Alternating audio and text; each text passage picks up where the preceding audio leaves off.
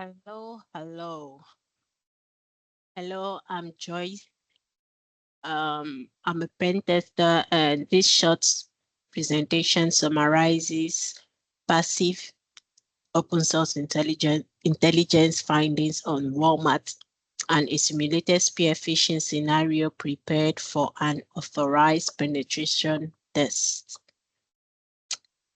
OSINT stands for Open Source Intelligence.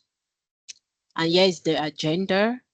A quick rundown of the presentation. I'll keep this video 3 to 5 minutes long, and my focus will be on the reconnaissance stage, which involves passive information gathering only. Here's the scope and objective. The scope, passive reconnaissance only, no active scanning. Objective, map attack surface, identify social engineering attack, social engineering target, and proposed authorized next steps. Our target is Doc Macmillan, who is the Chief Executive Officer of Walmart. That's the CEO.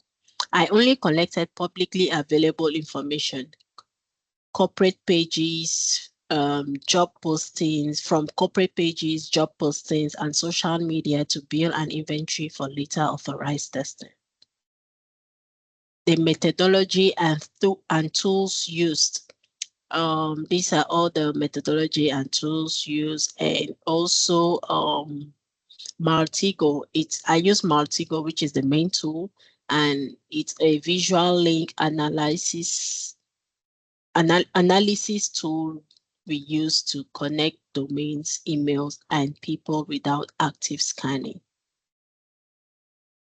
All actions were passive. Here's a screenshot of what I gathered, some information I gathered from Maltego. It shows the graph. It shows the graph screenshot and points out domain clusters, note possible API and developer endpoint for authorized review. You can see the screenshot there. And yes, another screenshot, DNS or TLS indicators. Explain why TLS issue and observe IP ranges matters for planning, e.g. cloud provider interference. There's another screenshot. Technologies and job postings. Job listings can reveal internal tooling and likely attack surfaces like the admin console and the developer endpoint. People and roles. This is a screenshot of the LinkedIn profile of the CEO. Highlight why executive profiles are useful for social engineering, like travel, staff assistants, and event participation give context.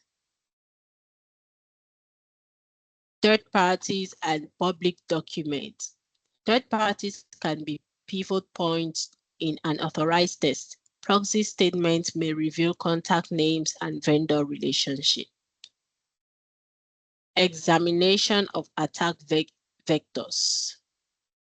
We are the current stage. We are actually at the using the reconnaissance stage, which is the passive recon, and emphasize that all active testing must be explicitly authorized in writing with a rules of engagement. So this, we didn't actually need any form of rules of engagement because it is actually passive. We didn't actually carry out the attack. So that is why it is called passive recon or passive reconnaissance. Simulated spear phishing template. This is actually the phishing, the template of the email that will be sent to the CEO because Macmillan is actually our main target for this purpose.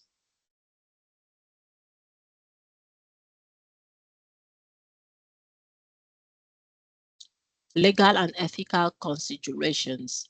Briefly tie legal requirements to Christian ethics. Testing is to protect others, not to exploit others.